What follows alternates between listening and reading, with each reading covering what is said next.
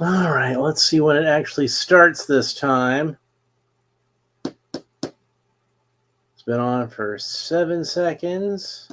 I still don't see it on my phone yet. Make sure the volume's turned on the phone.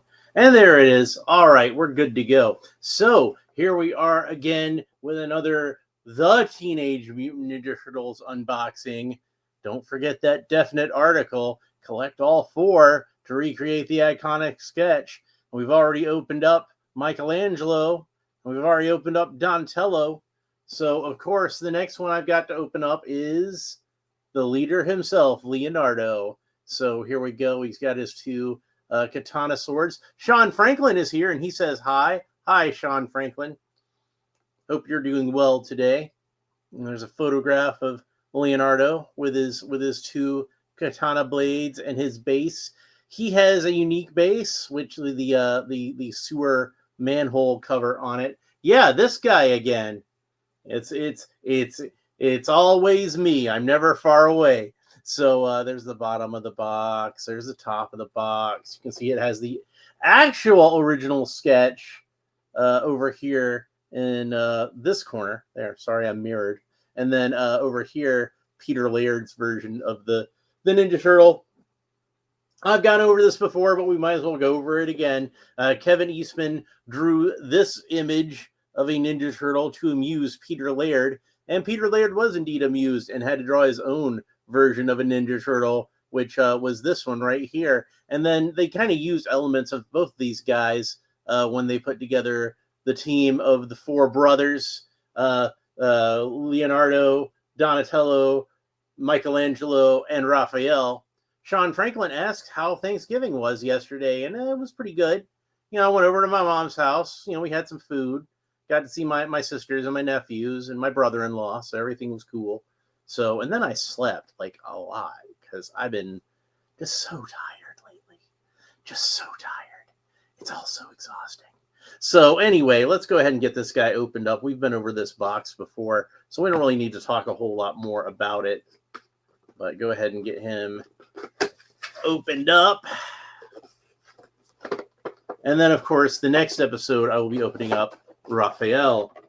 And I've got some interesting things to say about that figure, because I've noticed some interesting things about that figure. One thing in particular that is very unique. It's already going to be a very unique Raphael figure just because we've never had action figures based on these versions of the boys before. But it's also unique in that he comes with an accessory we've never seen a Raphael figure come with before. And if you're familiar with these figures, you already know what it is. But if you're not, you're probably wondering. And don't worry, I'm gonna let you in all that on the next episode. So let's go ahead and get the katanas out of the package. They are not held in with any kind of rubber tabs or anything. They're just through a little slot. See this little loop holds them into the package, and they look to be identical. And the handles on them are kind of crooked. They're made to be crooked. I'm gonna discuss that in just a minute after I get all this stuff out of here. When I talk about the katanas, I'll talk about why they're crooked. But that was a design choice. They did that on purpose. That wasn't the sort of thing where it's like they got bent up in the package or anything like that. And I don't think these could get bent up in the package that way. They're a fairly rigid material. And then, of course, we're familiar with this if we've seen the last 2 episodes. The broken mutagen canister with the little clip on there. That's supposed to act as a stand for the sketch card, which then if you display all of them, you have like 4 identical sketch cards behind them. I probably would have done something a little unique with each one of them, but I don't know what I would have done. I would have figured something out, though. So go ahead and get the rubber tab. I might as well just get them from the back here. But he's got double rubber tabs around each of his elbows and about each of his cankles. These are Ninja Turtle figures with just straight up cankles. But that's how they were drawn in that original sketch. And you can see, like, in Kevin Eastman's original sketch, he was a little more respectful of the actual anatomy of a turtle. It still definitely looks like a cartoon turtle, but the way that the feet are drawn, it looks a little bit more like actual turtle feet. And then Peter Laird made it into 2 toes with 1 toe off to the side, almost as if a thumb. And then by the time they drew these sketches, they had just 2 toes in the front. That on Leonardo, at least, you can kind of see a claw at the end of one of them. But they definitely have claws on these fingers, or these figures. I talked about that before.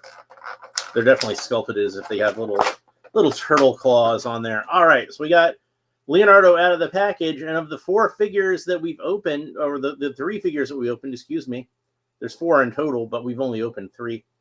He is actually the first one to have a belt, and that was something that wound up. I'm pretty sure that like when they first drew this sketch, like none of them was supposed to have any belts at all, except for Leonardo and Raphael. They both have belts, but even though Donatello came with that kind of shoulder strap, I don't see one in this picture, and I don't believe he was intended to have one in this picture. And Michelangelo doesn't have a belt of any kind, and you notice none of them have knee pads except our boy Leonardo. And my theory is that when they were drawing this, Leonardo was probably the last one they drew because he was in front. And they put a little more effort into him because of that, and probably had the idea, ooh, put those knee pads back on him. Because remember, in my original sketch, I put knee pads on the guy. I think they should have knee pads. Okay, that's cool. And we should probably give these 2 guys some kind of belts to hold their weapons. And Michelangelo he had the weapons strapped to his wrists still at that time, so he didn't really need a belt yet. And Donatello was just carrying around a staff, so I guess he didn't need a belt either. This belt does seem to be glued on at the back, because you can see I'm pushing down on it, and it's kind of loose right here, and it's kind of loose right here. So I think the glue is actually right. There's a little peg there holding it on, but there's little peg holes, and one of them's kind of layered up. So that's where his sword sheaths are supposed to go. Now, you can see, looking at these katanas, the handles are fairly long, and obviously the reason for that is because he's supposed to be able to hold his katana in a 2-handed grip, and he's got gigantic hands. So this is probably a special turtle that's made for turtle hands. A special katana that's made for turtle hands is what I mean to say. So yeah, and you can see, if you look at the handle in the drawing, the handle is drawn a little bit crooked, like it would have that kind of curve to it. And I kind of think that probably wasn't done on purpose. It probably wasn't intended to be a curvy katana handle like this. But sometimes that kind of thing just happens when you're drawing. I know it happens to me a lot more often than I would like. But let's go ahead and see if we can get Leonardo into that 2-handed position. And then we'll talk a little bit more about the articulation proper. So he's holding both the swords over his head, or both the sword of both his hands over his head. And I don't know if that's going to be possible unless I dip his head down severely, and then I can kind of put the swords behind his hand, or the hands behind the head. That looks like about the best I'm going to be able to do with that. So there we go. So that's about the best I think I'm going to be able to do with that. His head's just in the way, and his arms aren't very long, and his hands are ginormous. But yeah, that's about the closest I think I could get to him as he's drawn in the sketch. His arms, I think, are just a little bit longer, and his neck's just a little bit shorter in this sketch. I'm pretty sure all these turtles share a common turtle body, but of course Leonardo has unique thighs because he has the knee pads.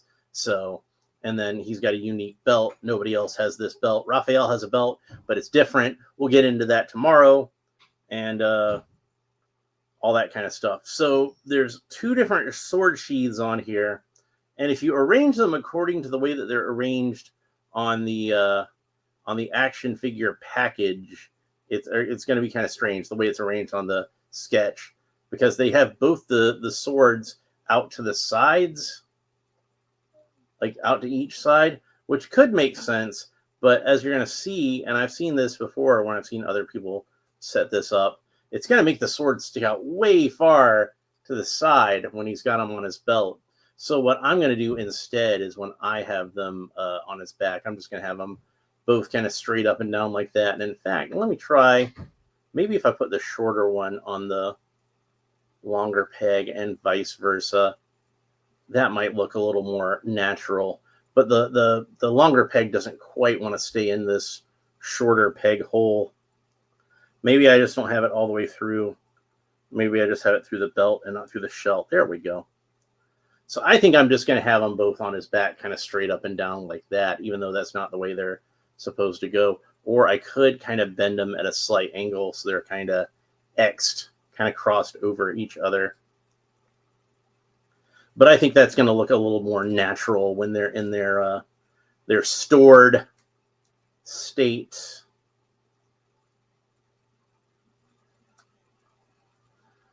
Yeah, that looks fine. I think that looks fine. So like that. And you can see they've got blue sword handles on there because that's, typically how that's done these days is their weapons tend to, oops, it fell off again. Their weapons tend to match with the colors of their bandanas. And I suppose you could glue these in if you wanted to and make sure that they stay in really good. That might be a good thing to do. I don't know. Whatever you want to do with these, you could turn them both kind of off to the side a little bit. Like I said, I think they were trying to make it look like how it looked in the sketch. And if you think that works for you, your mileage may vary. I don't know, but to me, it just looks kind of odd when they're both off extreme to the side like that. You know what I mean? But I'm pretty sure that is the way that they are meant to be worn on there, and looking like they're hanging from those straps. I believe that is how they're intended to be put on there. So, but I don't know if it really works for me that way. But the great thing is since they put them on, pegs and holes and everything, you can really just arrange them around any which way you want to. So it's not that big a deal. For now, I'm going to take mine off the back completely because we're going to talk about his articulation some. So Leonardo can look up about that far, look down about that far. He can't tilt his head quizzically from side to side. It's got a hinge there. And then the head rotates all the way around.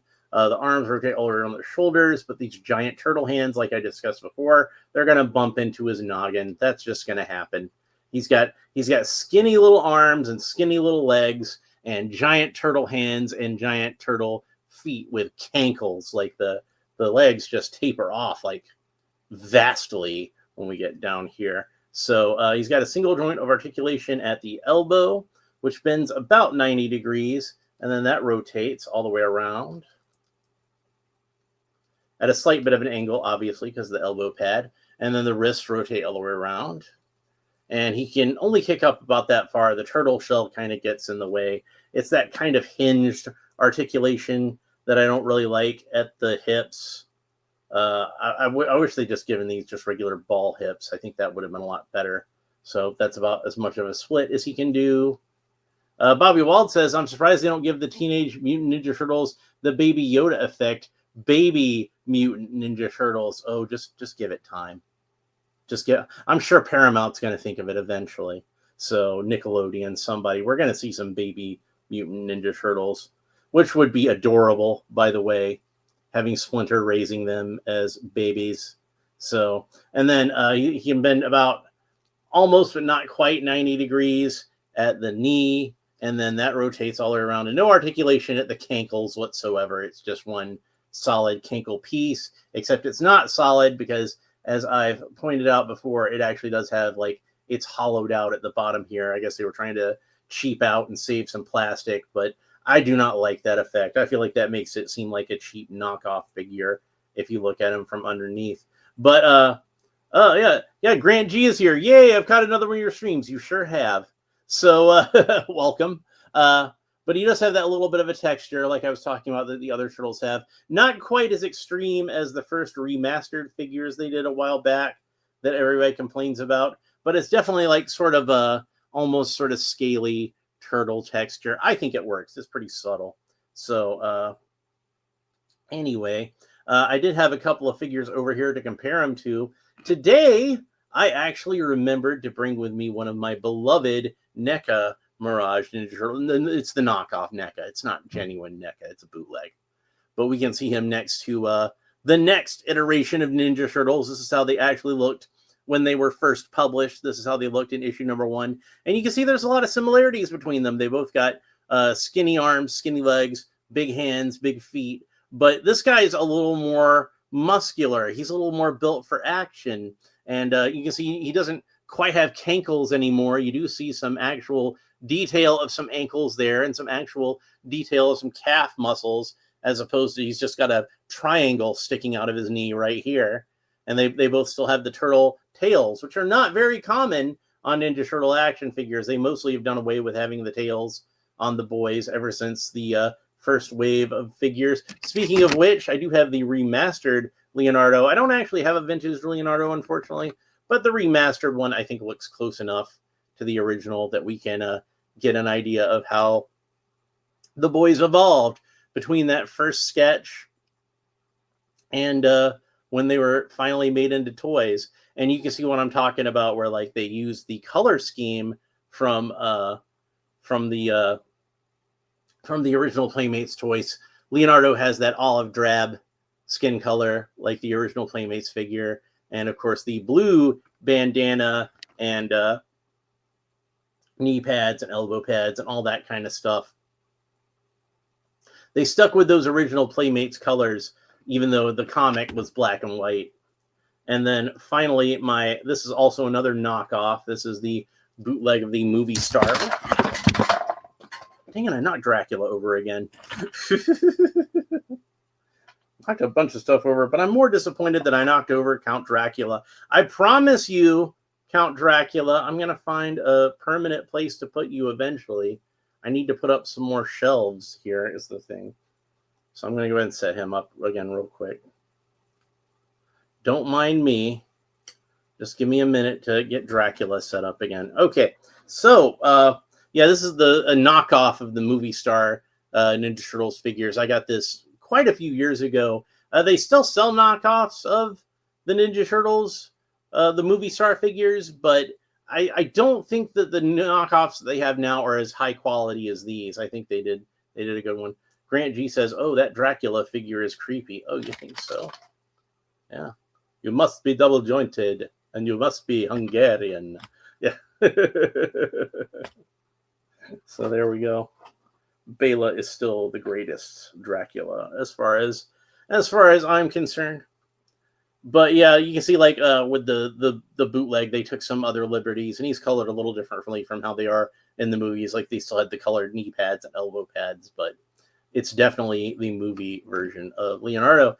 Anyway, this figured out. Oh, we haven't talked about the base yet. We need to talk about the base, and then I can talk about. I can close this out.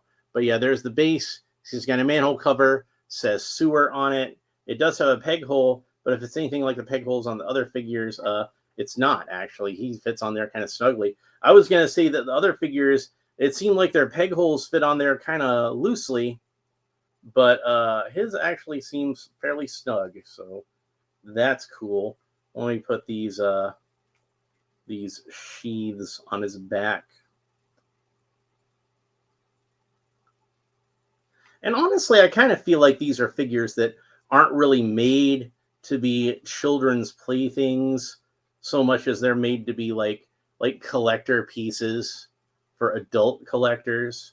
But that doesn't mean a kid couldn't play with them. You could still give a kid these figures, and I think they'd have a lot of fun with them. And I think some kids might actually prefer to have Ninja Turtles that are a little more kind of cartoony looking and not quite as ultra serious as some of the other later Ninja Turtles figures have. Like even this guy, which again is based on the original Leonardo. You know, he's a pretty tough looking guy, and kids like tough characters, but they also like characters that are kind of more cute or goofy or whatever like that. And I think this Leonardo kind of fits the bill of that. So that's pretty cool. So anyway, I think that's it for this episode. Next episode will be Raphael, and that will bring this chapter of Teenage Mutant Ninja Turtles figures to a close, having opened up all 4 of these figures and having a look at the comic book that came in the box with them, the big box. I might as well show that off again for anybody who missed the Donatello episode, and if you did, go back and watch it. But yeah, they all came in this box from Amazon. And then the last one, the one I got left, you know he's my favorite, Raphael. So we're going to talk about that tomorrow. But that's it for Leonardo. I hope you enjoyed the episode. If you did, please make sure that you like and subscribe and all the fun YouTube stuff down below. Leave a comment and let me know what you think about Leonardo and this wave of figures in general, and just like the character of Leonardo in general. Grant G says, I hope they release some obscure characters like Usagi Yojimbo and Panda Khan. Yeah, I'm definitely a fan of Usagi Yojimbo. I've not read a whole lot of his own comic book series, but I've read a few comics of Usagi, and I'm a fan of Stan Sakai just in general. I think he's a really good artist, and I liked how they wound up involving him with the Ninja Turtles. Basically, they were friends with him, and they were like, "Hey, you want to get an action figure made of Usagi?" So yeah, that was how he got involved in that deal.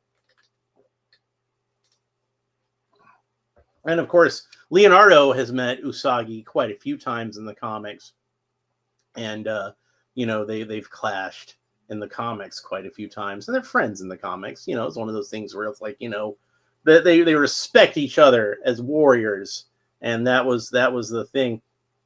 But Stan Sakai also, like, one of his earliest things that he did was he did some lettering on some of the He-Man mini comics. So I knew his name from an early age, even before I knew about Ninja Turtles or Usagi Yojimbo. So I saw his name on Usagi, and I'm like, hey, that's the guy who used to do the lettering in the old He-Man mini comics.